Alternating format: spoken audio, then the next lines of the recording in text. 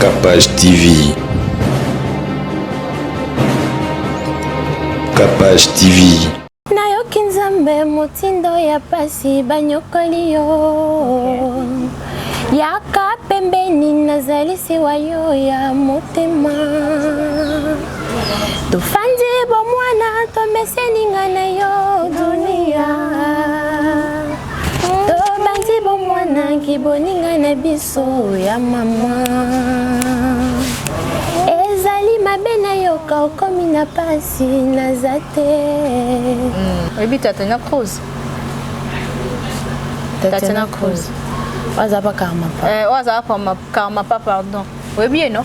Jeune fille qui te retrouve. Aseni. Combien de personnes sont venues m'entendre? Na yo la musique n'était désolé pour. Oh, quand tu es?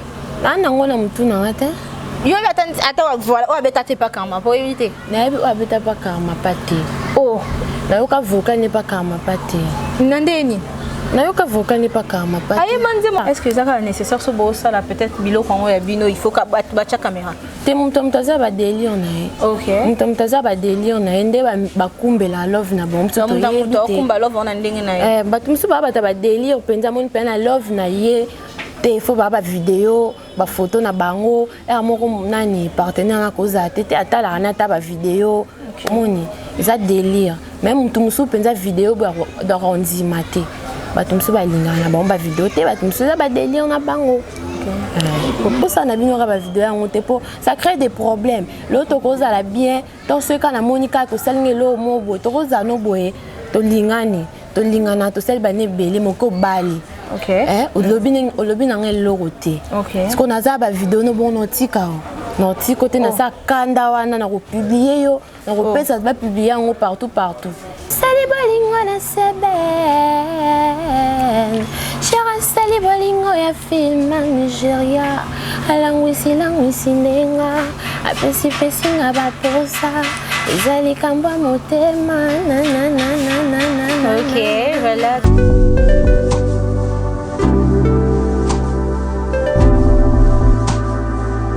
Événement, le maestro de la musique africaine Fabregas, le métis noir.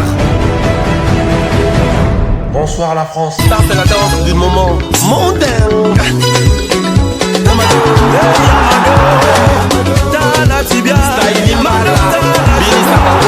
Après avoir conquis le continent africain, il s'attaque à la salle prestigieuse de Double Mixte à Lyon.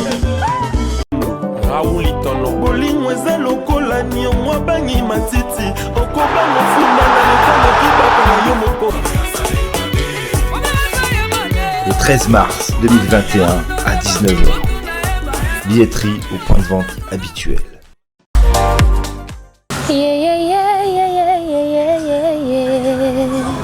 Dieu merci nangai mbokanye.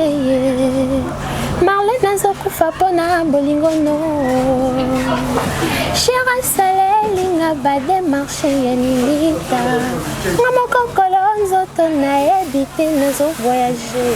Namboka bawa kombo nanga siekota. Voilà. Bienvenue dans Capage Télévision. Tout ce qu'on a dans la bande qu'on a vu nous. Monica Keto Bani déjà à Koyemba. Il fait chaud aujourd'hui dans la ville de Kinshasa. Il fait diablement chaud. Mais j'espère que oh nous sommes confinés. Portez-vous bien. Nous sommes comme je suis en train de le dire pendant la période Covid-19.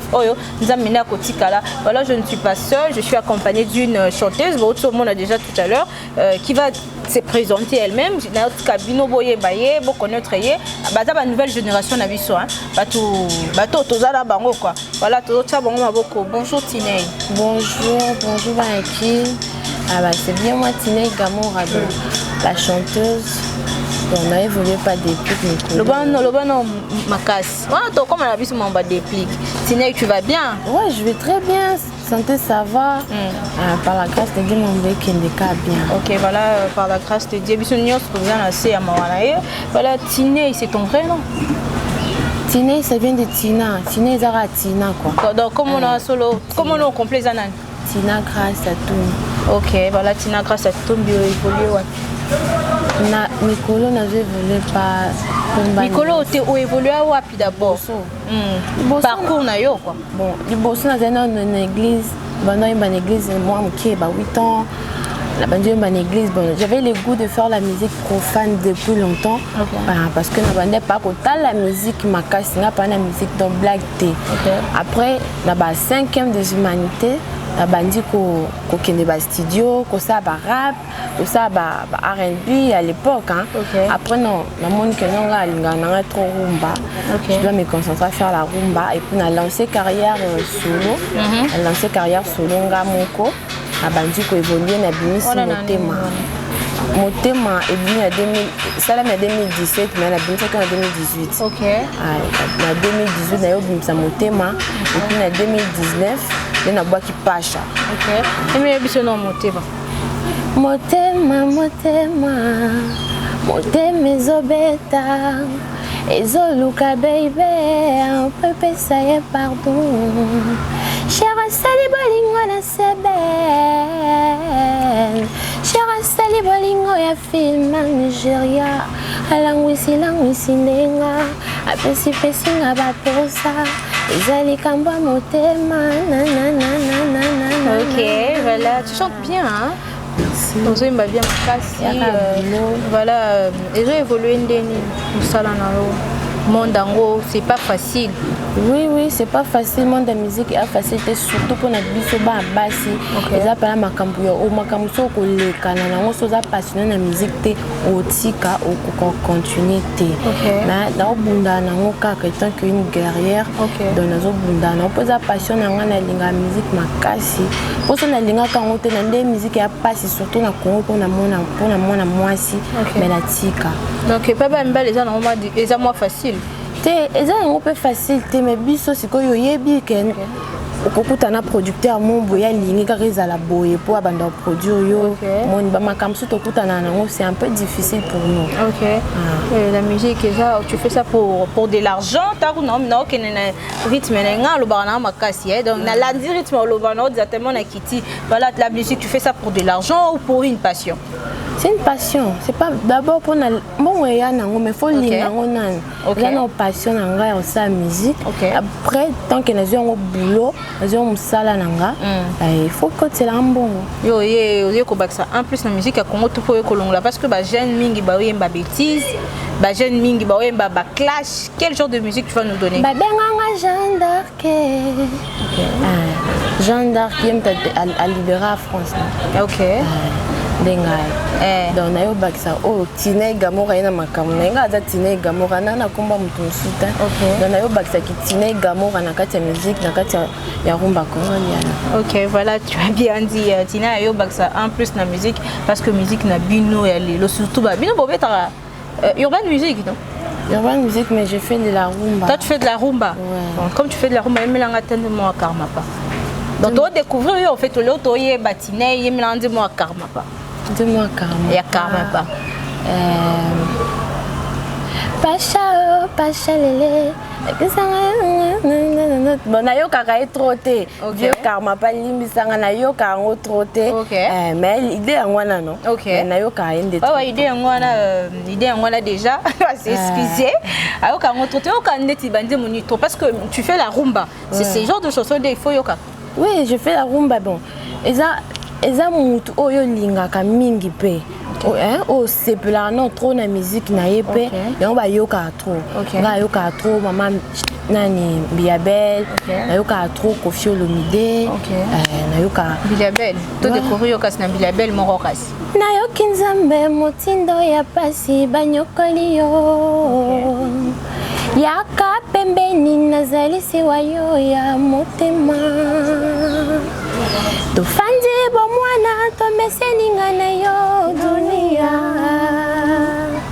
tobandi bomwana kiboninga na biso ya mama ezali mabe na yoka okomi na pasi naza te nakoya na Kenya na ya kozwa yo tozonga na Kinshasa idole nande nani eza nange eza maman Biabel ta motivé pendant ça la musique eza Cindy. OK. Eza Cindy le cœur honorable que je salue. OK. Donc voilà nayoka na pa tout plus eza Chacho. Eza Chacho. Et biba kofi pe akala to ozo se ressourcer quand na kilelo. Na kilelo na kikala. Ok, c'est de mon job, c'est élégance wana aussi. Et bien tu n'as pas élégance. N'a pas que dalo okoyemba. Na povena ki na bisa que madame dozoya na plateau nanga okoyemba, yembela biso élégance parce que c'est ma chanson préférée. Yembela na bon, là dédicace moi en fait. Et banda kinde tindo tobali mwanga na tendresse. Tili sapange ya romayo énergie. Olingo yombo kamo bimbe pese longonye. Ebise banda kine tilinzanza na lange lelo etikali sitwale bolingo botima papu aina boye bele ya mabala mpona kozela tendresse nikoleleki kutu basanza pe bafula mama na dédicace ikombe balinde nzoto osini bilei pwanga kobanda moyo botupi. OK.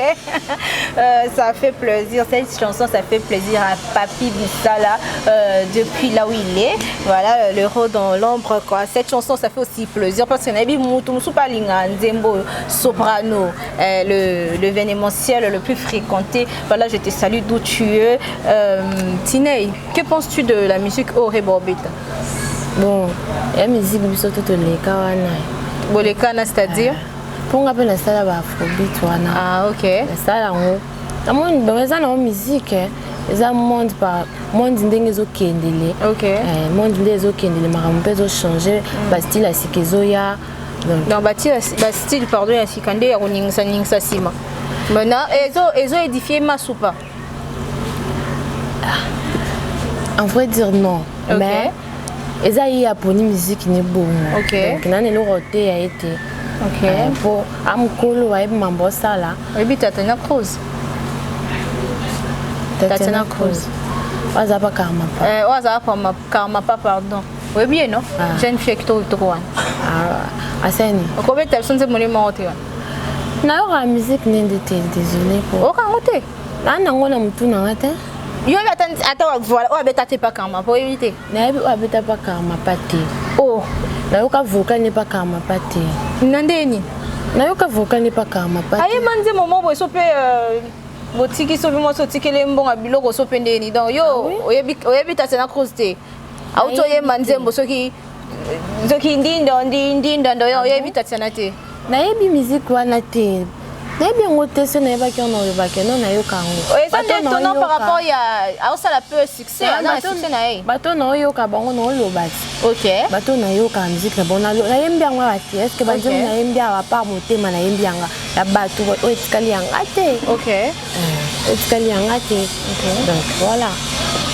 To na yo ki na moni na. Ah, Tina bien bi Tatiana te. Ah bon voilà, mutunyo so za sonso eba mutunyo so tout est comment je peux dire, musique nabiso ya musique congolaise avant de mettre la musique nabino peut-être la jeune génération na biso laquelle on ramba la musique congolaise ça t'inspire quoi, ça il y a de l'avenir ou pas façon to même la maman. Il y a de l'avenir. Ce que tu bien biso nem to bandi si ba makambo ba musique na ba Afrique yo. Ti ba Nigeria ba yewana ba yeko s'imposer eza ndombolo na biso nde ba komisa ngo ba Afrobeat wana ba betaka. Ce qui lelo nani Beyoncé andimi acha nzembu ya Franco na kati ya video na eseka yebi ke musique eza pa na kati ya Congo. Donc eza kondima mama yango wana. Biso musique eza ya makila ba musicien baze belé na Congo ba ba yemba rapper bien. Eza une chance au bimezate. Baza ebele. OK. So leo ni esa bino bobima. Déjà boulot na ya travail na yo, nous on travailler, nous on espérer. Nous on travailler car ande sala yo que okomati okoma penza place aux oluko komeza boulot za te ko kanga maboko nga fa na nga boye na fa na nga boye na yo lukata science capacité pour tout ça une émission na fandi na nga non. Il faut pas ko travailler ndo okoma place aux ali. So kangi maboko na album asika depuis que gens ambition na kati. Oui, l'album asika depuis que on a combien de sons? La première aboaka 10 aboaka elle bosse. Il y a combien de titres? Et ça va, on peut tomber nini, benga ngoni. Premier volume, deuxième volume. Ok, ça par volume. Ça par volume, oui. Ok. Azo boaka, on a un moko. Ok. Puis ça a 10 titres. Ok. Ah, oui, dans la carte, il y a 20 titres, on peut dire. Dans la carte, eza rolo ba mamninyo sote po no ebimite donc ça permis le baka les 10 titres wana OK nanze molo mo eza nkati nanze mna biso to yembi ya bino ba artiste na ye dan to yembi na ye bino mbale OK bo beti fit bino mbale oui ah OK ozo continuer ko évoluer pas de plutôt un jour pour ma propre ma papuna wana genre avenir et puis maramse ko yana avenir boye bien ngote ke ko sala mande mususu pour l'autre ça bien l'autre ça bien to yebi lobité mais pour l'instant je suis là dans la Nuance Musique je travaille là-bas pour nanga na rolingandi na travailler kuna na ye bazu makasi na kende sou liboso mais on nzamba zo bombela biso lobi ndeto yebité donc c'est incertain donc c'est incertain de comme producteur moi yi a singitina yo betano libanda les capas il faut les canaux ne pas prêts oui il faut les pas prêts après mais nzimite ka kanganga na nzimi na ngate ka kanganga mais faut les canaux kuna faut les kapuna ba solo li après tout na yemba pa na ye ba solo li na ko kendete na biminde na nde na ngamo ko pona le ka pa yebi eza ba benga ngoni za considération na respect OK ça maram na ndenge na te donc voilà moi tina ça maman ndenge eza te parce que ozo collaborer na déplique nous avons collaboré mais aux anakati il y a team il y a déplique il y a Nuance Musique d'accord on va un peu chiter to betamment ma solo ozo le kalamuki alelo parce que il y a des histoires qui se passent oza étonnant ba mitakala ba publier ba nini to yeux sous mitakala mo asika donc nini ko lo ba par rapport ya ba nude wala Nuance tout circulation ba nude parce que les ba délire to ya na ha mutuma ba luka ça na buzz monsieur ça va délire monsieur ça boyo kani bosali kambino mibale ezaki love na bino po batu musu basala ngoti babomba na bomba vidéo na bomba sala za bolingo na bango mais peut-être moi quoi zana intention mabe au sa nini ya publier muninga ya publier muninga ta pa yebi ka ngam na za ba vidéo ana so asalinga boy na osala yebe comme le roi ba tembe mo boy batu musu ba ko motinda bombo lo va na bino pata 7 mois boy bien ina ne pe bolingani makasi mais ayaki na bit na emo boye asali makambana toko condamner bango te pour mutu mutaye basala ngo na sentiment nini ba msusu ba a publié par erreur msusu be ba roibe téléphone mutu za publier ngo pa yebike aye bani ye na za vidéo ne na republier ngo. Voilà. Est-ce que ça est nécessaire ce beau ça là peut-être bilo quand ya bino il faut ka batcha caméra. Te mutaza ba délire na. OK. Mutaza ba délire na ende ba kumbela love na bon to ye. Mutu kumba love on ndenge na. Batumsu ba ba délire penza mon pena love na ye. Te faut ba vidéo, ba photo na bango, moko nani partenaire na koza tete atala na ta ba vidéo. Moni, ça délire. Même mutumsu penza vidéo ba rondi maté. Batumsu ba lingana ba vidéo te batumsu ba délire na bango.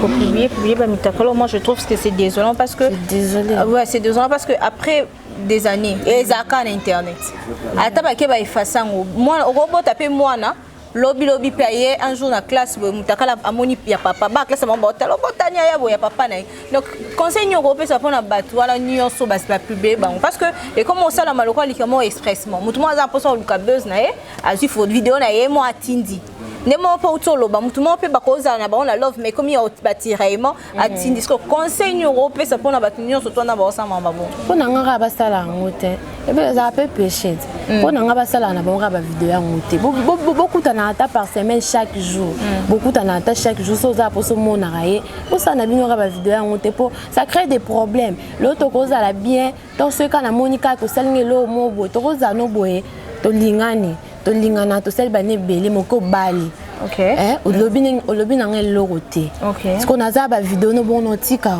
noti côté na sa kanda wana na ko publier yo na ko pesa ba publier ngo partout donc faut bâtir kaka ba makambo wana bo mona na kabo c'est beaucoup mieux nzembo mo arrive otina nzembo arrive mora obina te mais oyemba rapport bat ba yemba mo yemba tendeni on lève na mo yemba te nga na bi ko animer te ko animer te yemba kaka lokwa ndeti nzembo yemba na Fabulous wana voilà na yebi yango te so otala no TV te onatala bato bayemba kati banzembo ya koyemba banzembo obina otala te boyo na rumba kobina te mina kobina mais bonga banzembo ko animer nga naza animatrice te c'est Rebo aza chanteuse aza animatrice nga na yoka ban asala keza ko animer esili donc banzembo yo yebi za ni ko animer te yebi na te kana o ka yemba onde na yemba na te yebi ka koyemba yebi aussi ma micro rumba kaka o pape si o ya na muke meza musala na nga te OK ya ba animateur bazali na chanteuse OK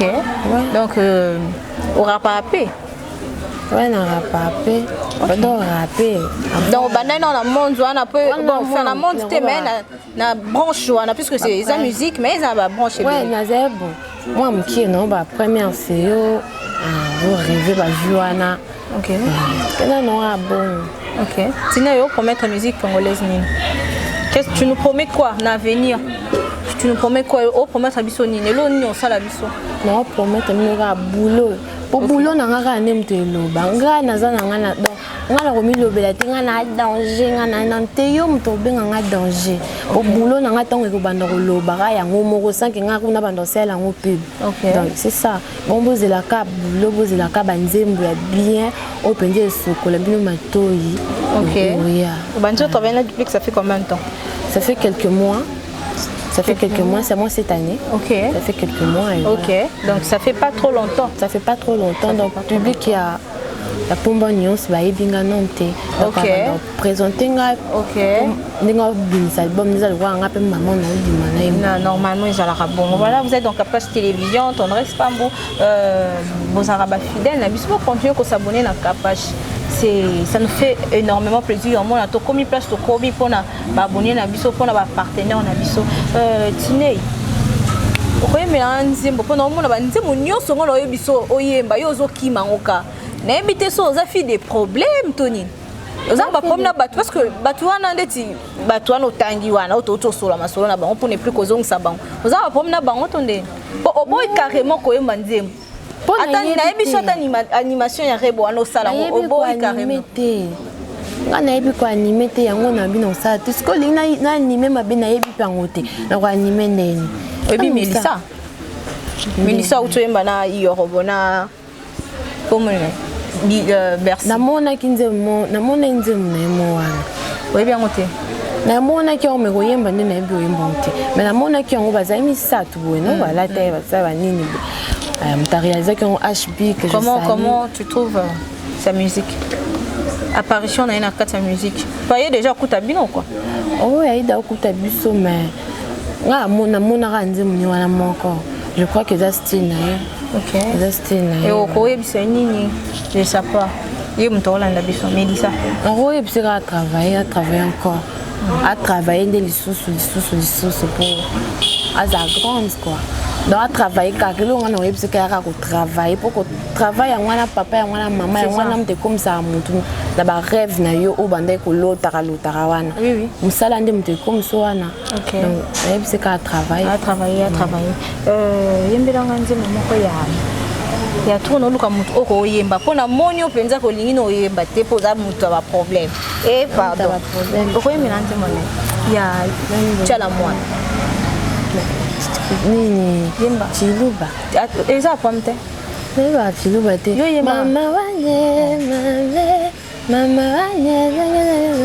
chiluba na yeba onde te ayebelote ayebi nze makingani tayebi nze makingani tantu ko yo chala mwana na pese ba mbote bele me chiluba nga chiluba te OK olobi ozo promettre biso de bonnes choses j'espère que yo okota na ba clash te okota na monde ba clash te. Non, clash grave, on a fait un quand même bon matin dans la musique dans le clash. Bon, tu me souviens si peut-être ayebanita ou luka moi bezi fa benda ba beza bon la musique. Ça. Ba bezi muso so yo luka likamo bezi kunjo c'est beau mieux non. Et ça que pona ya pa na tena banda ba ko lobela mutu c'est que ça lenga likamo boyo pour lika ko ba ki pétole.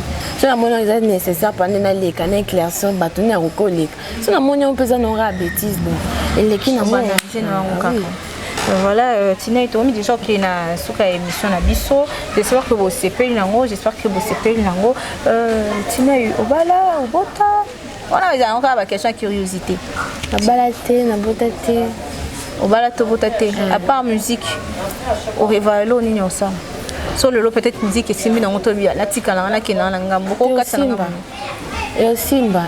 Mais il faut toujours qu'on a un plan B, c'est-à-dire plan B ça nango ça coûte rêver te pas parce que là ninga na rêvera pas wana ça nango te lo mzo par rapport à planification na planifier la vie na musique on a plan na planifier on peut ba ke ko simba kaka ko simba pona bunda rapo simba on a banda bunda banene so ki se kana tiki se kana bali na fani na ndako bali donc mobali mo pa ko yo azu ayi so tika musique otika ça dépend mais ngano ngambala ya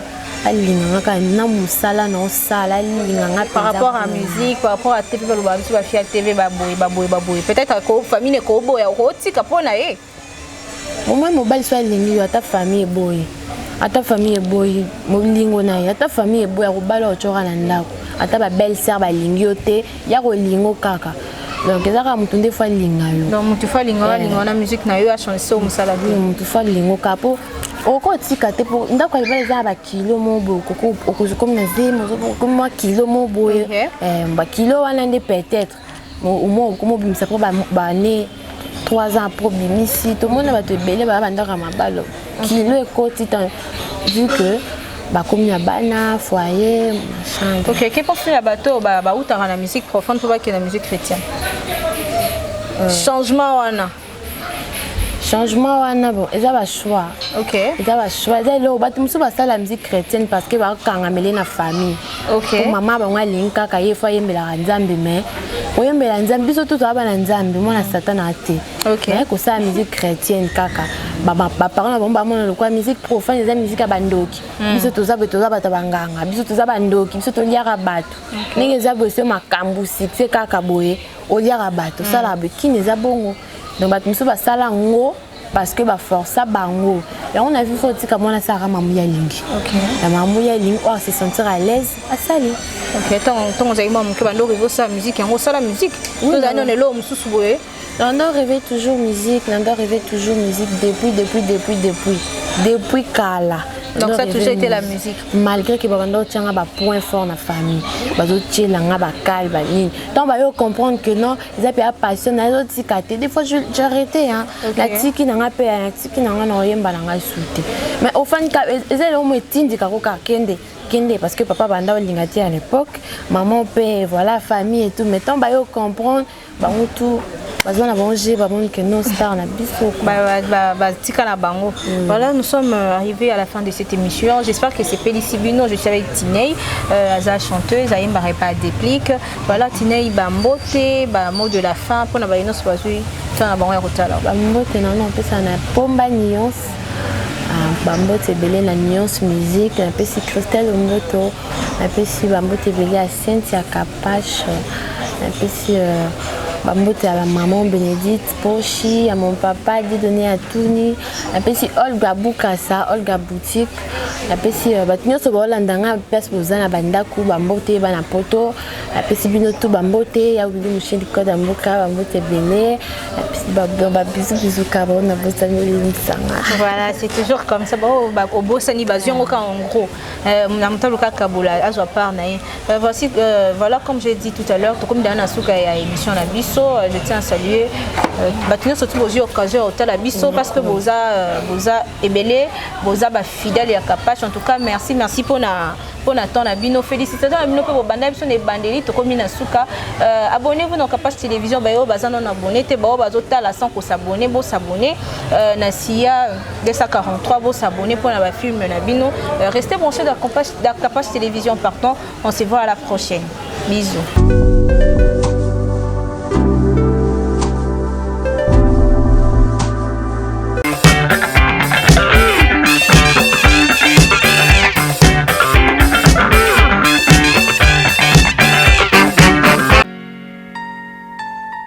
Tentez votre chance en devenant résident au pays de l'oncle Sam, en participant à la loterie Visa 2022 au cybercafé Big Dream, situé au croisement des avenues Itaga et Croix-Rouge, dans la commune de Barumbu, non loin du marché Kabambaré.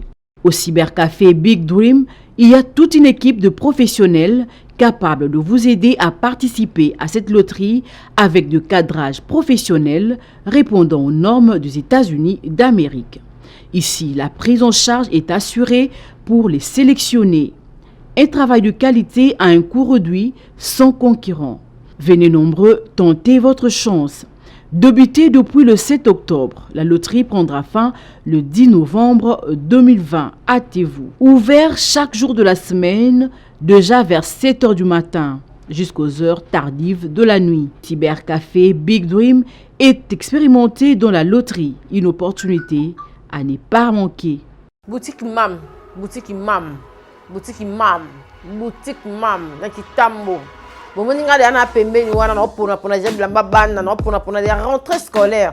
Batone swaninga kolata ba ketcha bien ya combo partout aux ali. Yeba ke boutique eza moko boutique mama grâce eza moko na venir Kasavu bona so sala kozo kende Kitambo magasin. En tout cas bomoninga moni na okota na opona. Donc maman, tout ça la contrôle technique entre maman na bana. Maman là tara bien, est-ce que moi non là tara bien?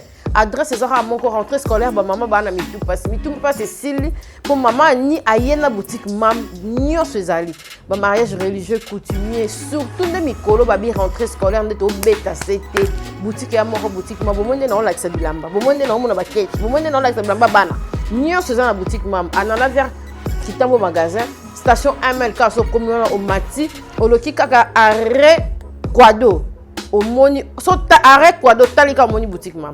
Non loin car il y a Kitambo magasin vraiment. Sorti Kitambo magasin so kita vers station ML.